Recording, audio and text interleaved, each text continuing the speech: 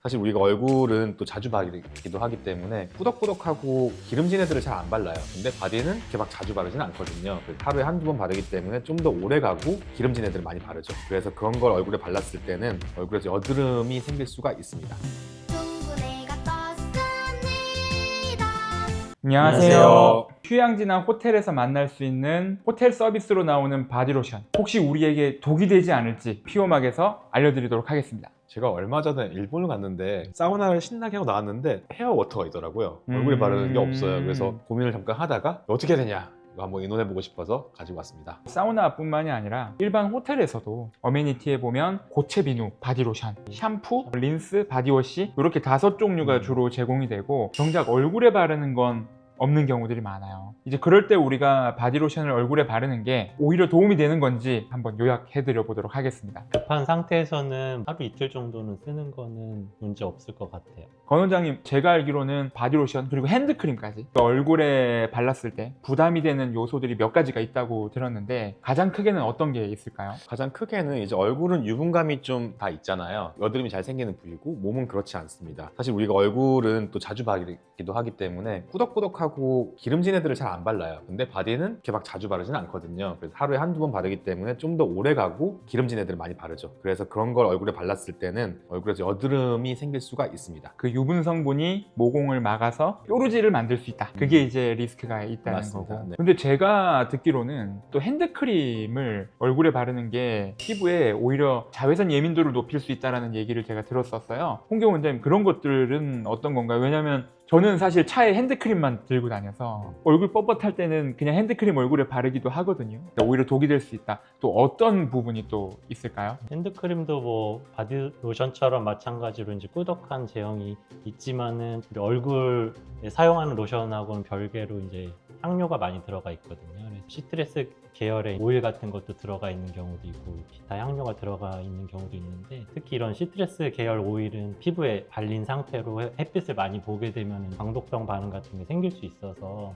피부염이나 아니면 이제 착색 같은 걸 유발할 수 있으니까 사용할 때 주의하셔야 될 것 같아요. 그러면은 바디로션이랑 핸드만 있다. 그럼 뭘 발라야 돼요? 바디가 나을 것 같아요. 저도요. 핸드로션이나 바디로션은 좀 향이 강한 편이잖아요. 근데 이걸 얼굴에 바르면은 냄새가 좀 계속 나서 좀 어지럽더라고요, 항상.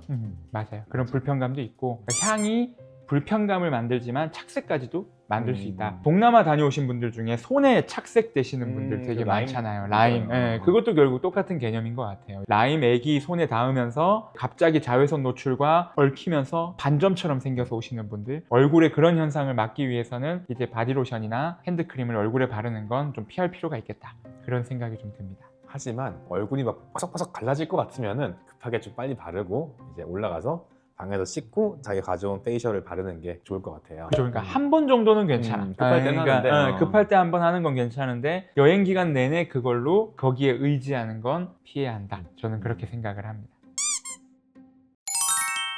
권 원장님 피부에 우리 쓰고 있는 핸드크림을 한번 확인을 해봤어요. 여기는 또 어떤 성분이 들어있는지. 값비싼 제품, B사의 제품을 쓰고 계시는데 시아버터 같은 것들 모공을 막죠. 알코올이 들어가 있어요. 화한 느낌을 만들게 되고 민감성 피부에서 자극을 유발할 수가 있겠죠. 함량이 높은 순서대로 나열이 돼 있잖아요. 향료도 거의 앞쪽에 위치해 있어서 향료 함량도 높고 밀폐되는 성분들이 많이 있으니까 이거를 얼굴에 쓰면은 여드름이 이제 나빠질 거라고 생각은 듭니다. 이걸 알아보기가 힘드니까 사실 그냥 한번 발라보면은 딱 이게 얼굴에 발라도 될지 안 될지 느낌이 좀 와요. 그러니까 이게 핸드크림은 바르면 되게 꾸덕하고요. 이거는 이제 얼굴에 바르는 로션이죠. 얘는 이제 이렇게 되게 꾸덕꾸덕꾸덕꾸덕한 느낌이 들고, 얘는 이렇게 슥슥슥 발리죠. 흡수가 벌써 거의 다 됐죠. 이렇게 이런 것들은 모공을 막지 않고 얘들은 좀 잘 막는 느낌이고, 냄새도 맡아보면은 향이 좋아요. 이런 애들은 이제 향료가 많이 든 거, 아무 냄새가 안 납니다. 이런 것들이 이제 얼굴에 바르는 제품이죠. 특정 제품이긴 한데 아토베리어 로션 같은 거는 몸에 바르게 돼 있지만 얼굴에 발라도 문제가 없는 그런 제품입니다. 앞에 있는 이름이 딱 거기에 쓰라고 만든 게 다 이유가 있죠. 무조건 페이셜이 다 좋은 건 아니고 바디는 또 바디만의 특징이 있고 핸드만의 특징이 있으니까 맞춰 쓰는 것도 괜찮은 것 같아요. 핸드크림이나 풋크림은 아주 두꺼운 각질에 사용하는 거기 때문에 되게 오일 함량이 높을 거예요. 이제 오일과 워터의 함량 차이로 로션이냐 크림이냐 아니면 세럼이나 이런 것들을 구분하게 되는데, 핸드크림이나 풋크림들은 오일 함량이 페이셜 크림에 비해서 압도적으로 높을 수밖에 없으니까요. 페이스, 바디, 핸드 이렇게 그냥 구분이 의미 없는 구분이 아니라 맞춰져서 나오는 거니까 맞춰서 사용하는 게 제일 좋을 것 같아요. 그리고 한 가지 더 말씀드리자면 이게 바디 같은 것들은 양이 많잖아요. 가격이 상대적으로 저렴해요. 그러니까 더 좋은 성분이 들어가기가 좀 어렵다. 페이스는 적은 양을 쓰기 때문에 조금 더 좋은 게 들어갈 가능성이 높다. 가격이 거짓말 잘 안 하잖아요. 호텔에서 무상으로 제공되는 제품이다. 거기에 바디로션이다. 그러면은 공급 단가에 대한 부분은 우리가 뭐 말씀을 굳이 디테일하게 드리지 않아도 예측할 수 있는 부분이다 라고 말씀드릴 수 있을 것 같아요. 그럼 제가 이제 일반인의 눈에서 질문을 한번 드려보면 손등에도 모공은 있잖아요. 그러면 여기는 그러면 여드름이 안 생기는 건가요? 피지샘 분포를 보면 얼굴이 이제 일단 제일 많잖아요. 그리고 손, 발 이런 데는 이제 피지샘 분포가 적어서 제품 만들 때는 손발에 사용하는 걸수록 일패 성분이나 이제 기름기 성분이 많이 들어가게 되는데 얼굴에 사용하게 되면은 오히려 일패하는 성분이 얼굴에 묻게 되면은 모공이 많은 부위가 막히면서 여드름이 나빠지고 할 수 있으니까 차이점 때문에 성분도 달라진 거라고 생각하시면 됩니다.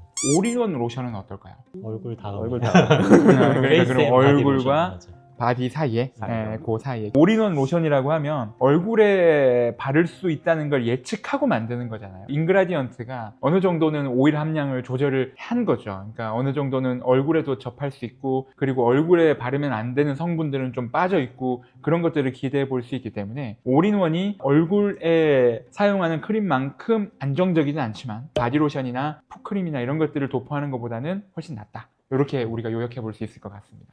얼굴에 바를 게 전혀 없을 때 사용 안 하는 것보다는 이제 바디로션 가볍게 이제 바르면 좋을 것 같고요. 근데 이틀, 3일 계속 오래 쓰는 건 안 좋으니까 하루 정도만 생각하시면 좋을 것 같습니다.